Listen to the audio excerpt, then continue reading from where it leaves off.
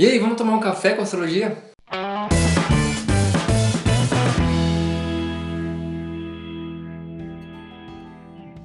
Olá, meu nome é Franciele Eu sou o Felipe e nós somos o casal criador do Café com Astrologia.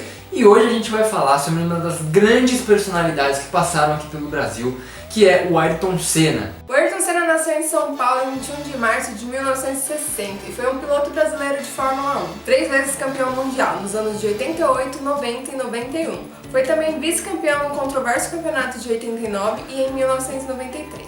Senna morreu em um acidente no autódromo de Enzo e Dino Ferrari, em Imola, durante o Grande Prêmio de San Marino de 1994. Está entre os pilotos de Fórmula 1 mais influentes e bem-sucedidos, e é considerado um dos maiores pilotos da história do esporte. Em 2012, foi eleito pela BBC o melhor piloto de todos os tempos, e em 1999 foi eleito pela revista Isto É, o esportista do século XX no Brasil. É muito provável que muitos de vocês não tenham acompanhado tanto assim de perto a trajetória do Senna. Eu mesmo tinha 4 anos quando ele morreu, a Fran tinha 2, né? Então era muito recente. Mas a história que ele deixou foi tão assim bonita, foi um exemplo tão bom assim que ele deixou, que ele é um cara muito famoso até hoje. Fora que ele se tornou um dos maiores pilotos da Fórmula 1, né, do mundo, né, como ele é considerado.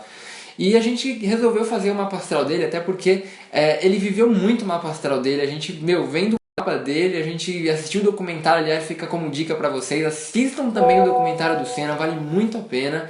E ele viveu aquilo, sabe? Ele era aquilo, ele realmente respirava o mapa dele, ele viveu a grande vontade dele. O Senna, ele era um ariano, tinha ascendente em aquário e ele também tinha lua em capricórnio, né? E, já tem muito a ver, né? Isso deixava ele muito corajoso, ao mesmo tempo imprudente, mas ambicioso também. E aí ele escolheu o esporte ideal, né? Um esporte que normalmente é pra gente rica, porque é um esporte caro, e que dava aquele status especial pra ele, e ainda dava pra ele viver esse lado da coragem, de correr risco, de realmente ser diferente. O Senna, ele tinha lua na casa 12, ele também tinha Vênus em peixes. Então ele era um cara assim muito reservado. A história inteira dele, vocês vão perceber, pra quem acompanhou e tal, que ele assim dificilmente se expressava, ele sempre parecia mais calado, mais na dele. Ele realmente devia ter essa dificuldade em expressar o que ele sentia, né? Porque a lua de casa 12 é uma lua muito introspectiva, uma lua muito pra dentro, assim. Então ele provavelmente só expressava o que ele sentia com as pessoas mais próximas. E ao mesmo tempo, ele era um cara que tinha uma necessidade muito grande de buscar um lado espiritual, né? Buscar algo, um divino. E vocês vão ver que, pra quem assistiu o documentário, vai ver que ele sempre falava em Deus, ele sempre falava na força que Deus dava pra ele, que ele confiava muito.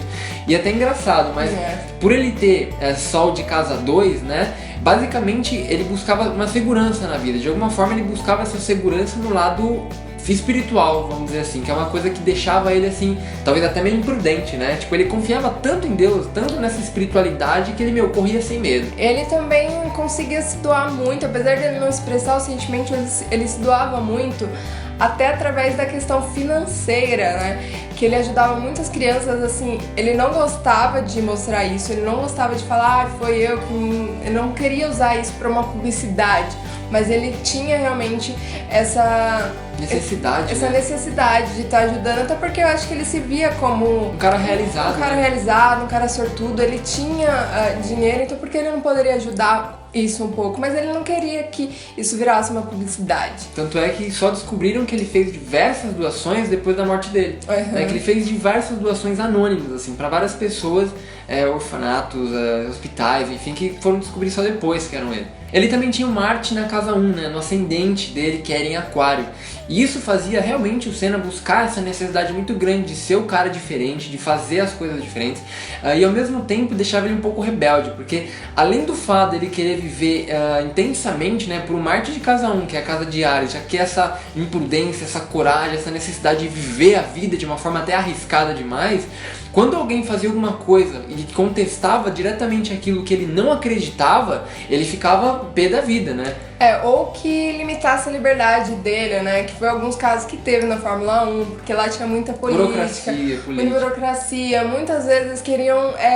ele não podia escolher, né? Queriam escolher por ele, vamos dizer assim. E aí isso o irritava bastante, né? E o deixava rebelde. Tanto é que a primeira vez que fizeram com ele, mandaram ele, tipo, parar, desistir, chegar em segundo, ele ia ganhar o grande campeonato, pediram pra ele chegar em segundo e, pô, ele bateu o carro. Tipo, ele não terminou a prova, entendeu? Não sei se realmente foi de propósito, foi meio inconsciente, mas... Ou se ele tava tão bravo que ele tirou a atenção dele, né? Mas ele perdeu a prova, bateu o carro e perdeu, não chegou nem em segundo nem em primeiro, entendeu?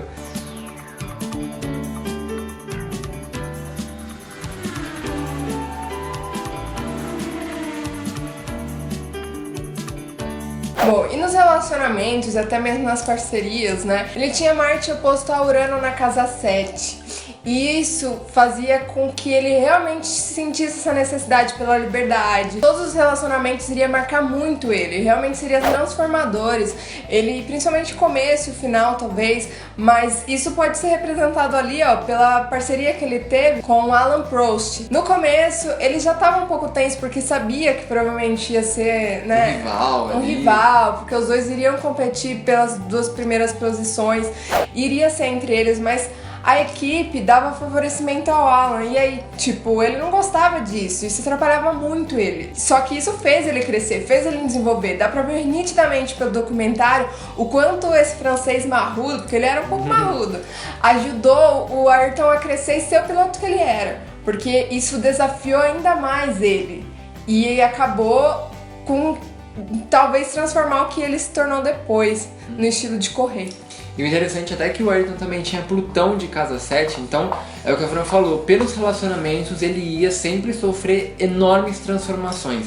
Então às vezes ele pensava mais nele mesmo, né, porque tinha o Marte de casa 1, Ariano e tal, só que com o tempo, se permitissem e deixassem ele ser livre e se doar, ele ia conseguir fazer o melhor pela pessoa também, mas talvez no começo ele ficasse mais ali com ele mesmo. Uma outra coisa bem interessante é que esse posicionamento também favorece acidentes, né, principalmente voltados à relação da cabeça, né, por ser Marte na casa 1, que é Áries, e Áries rege a cabeça, e fazendo essa oposição com Urano, pega muito o sistema nervoso, então, pô, ele sofreu um acidente de cabeça e acabou morrendo por causa disso.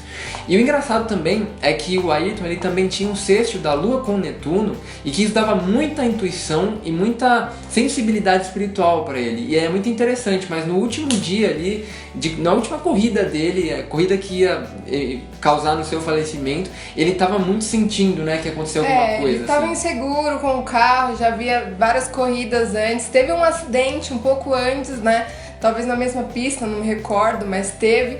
Pareciam sinais e ele ficou um pouco mexido, e aí a irmã dele parece que diz que no dia ele acordou e pediu para Deus iluminar se ele deveria ou não correr, né, tipo, mandar um sinal, e ele vivia tendo, parecia, essas conversas com Deus, ele vivia falando disso, que ele pedia ajuda assim, que ele conversava, que ele viu Deus numa vez que ele ganhou um campeonato, e que era inexplicável, então ele tinha realmente essa sensibilidade, talvez realmente até essa conversa com Deus.